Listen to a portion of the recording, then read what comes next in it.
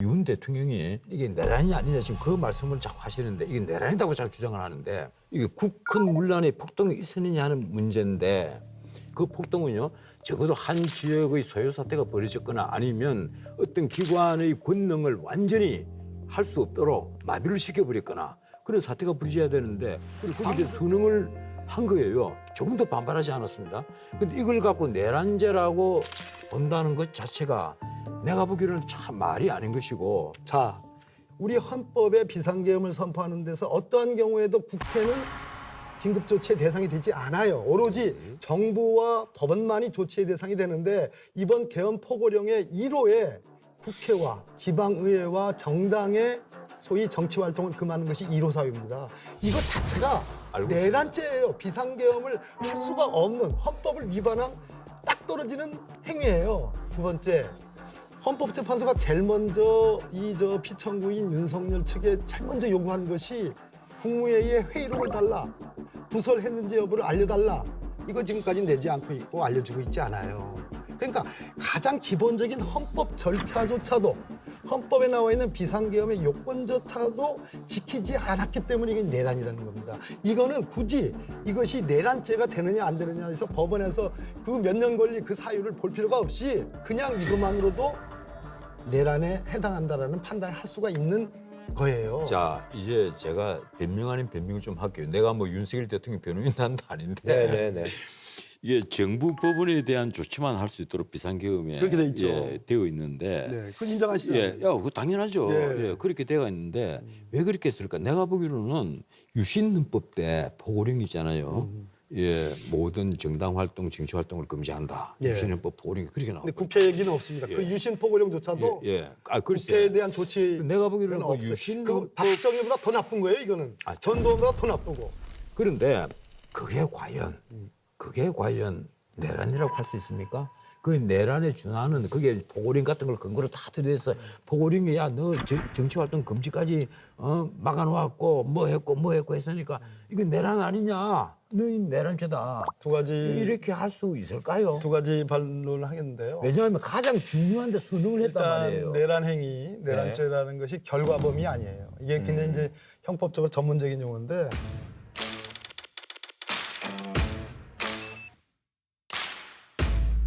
결과범이라는 것은 소위 말해서 내란이 성공해가지고 과거 12.12 군사쿠데타, 5.17 비상계엄 확대를 통해서 전두환, 노태우가 계속해서 집권을 했지 않습니까? 소위 말해서 성공한 쿠데타라고 얘기하는 거예요. 그래서 그 당시에 법원이나 헌법재판소가 그것을 단죄하기가 어려워요. 그런데 세상이 바뀐 뒤에 민주화가 진행되고 나서 새로운 대법원이 그 부분에 대해서 그것은 분명한 내란 행위였고 잘못한 것이다. 내란죄에 해당한다라고 판단을 한 겁니다. 결론적으로 무슨 얘기냐 하면 윤석열의 이 내란 행위가 지금 전원책 변호사님이 철저히 위험하지 않았다라는 말씀 지금 하시는 것 같아요. 아니 잠깐만. 실제는 그겁니다. 헌법을 순응했다는 거예요. 잠깐. 그러니까 헌법이 순응했다니까 계엄 해제를 니네가 하지 않았느냐 이 말씀을 하는 거예요.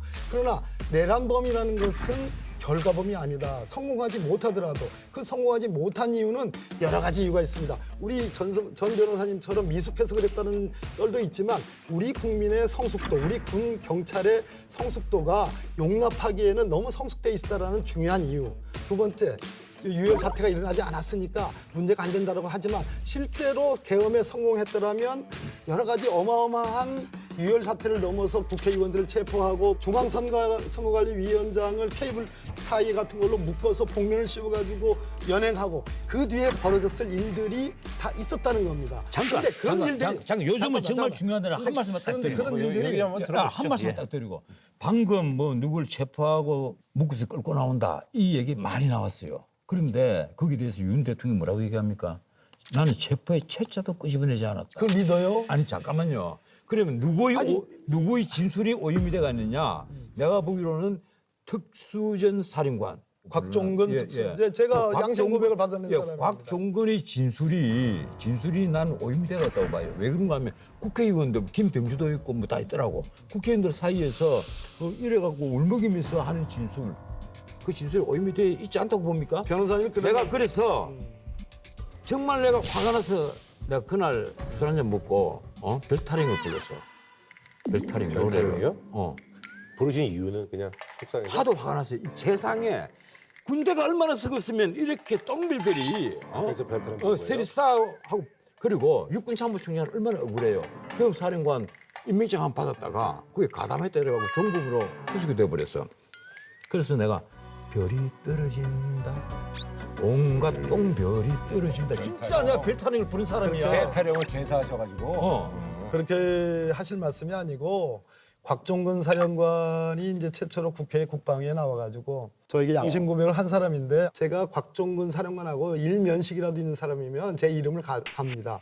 그게 아니고 말 그대로 딱 나왔는데 눈을 딱 마주쳐 보니까 저 양반이 분명히 뭘 하고 싶은데 제대로 묻지를 못했다. 그래서 제 지리차리가 돼가지고 받으셨죠? 한 번만 더 묻습니다. 제가 고함 치기 전에 그래야지 속죄가 됩니다. 받으셨죠? 예, 뭐라고 얘기했습니까, 대통령이? 말씀드리기 제한됩니다. 하나도 오염된 게 없어요. 제가 오염됐으면 제가 오히려 이 사법행위와 관련해서 제가 회방을 놓은 사람이니까 저는 공무집행 방해로 처벌받아야 될 아니 텐데 아니 그게 우리 아니고 제 얘기 박봉 들어보세요. 만나기 전에 김병주 의원하고 그건 박선을 결정적인 얘기 나온 거 의원하고 없어요. 만났다면서. 없고요. 예. 없고요. 들어보니 곽종근 사령관이 대통령 두 번째 전화 받아가지고 도끼로 문을 깨부수고 들어가서 끌어내라고 그 안에 있는 사람이 누굽니까? 국회의원들이에요. 검찰에서 진술했고 검찰이 그것을 박범계가 이렇게 얘기를 했기 때문에 그 오염된 짓술이다. 믿지 않은 게 아니고 다 믿어주고 다 기소한 거예요. 그러니까 아니 근데 그런 제가 한 말씀 딱 한 말씀 드릴게요. 듣고 예, 저희도 그런 있잖아요. 진술이요. 검찰에 가기 전에 민주당 의원들을 만나서 먼저 그런 진술이 나왔지 않습니까? 그래서 내가 이 진술은 오염이 됐다는 거예요. 만약에 여기가 미국의 법정 같았으면 그 진술은 전부 다 배척됐을 겁니다. 문을 깨부수고 오염이 됐기 들어가는 때문에. 거와 관련된 진술은 없었습니다. 그 당시.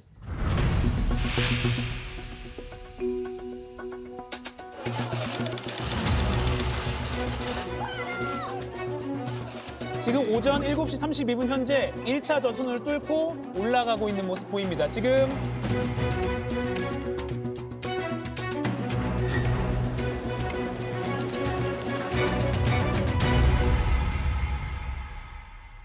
어쨌든 지금 탄핵 소추안에서 내란죄 부분이 빠진 거는 사실이고요. 네, 그와 관련된 논란은 엄청나게 지금 생기고 있다라는 거고 판단은 우리 시청자분들이 하시고요.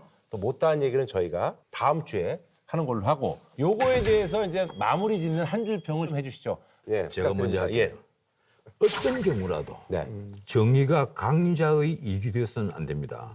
정의는 정의입니다. 네, 알겠습니다. 예. 어떤 경우라도 현재 윤석열 피의자에 대한 즉시 파면의 사유는 강물처럼 흘러 넘친다. 이렇게 말씀드리겠습니다. 네, 알겠습니다.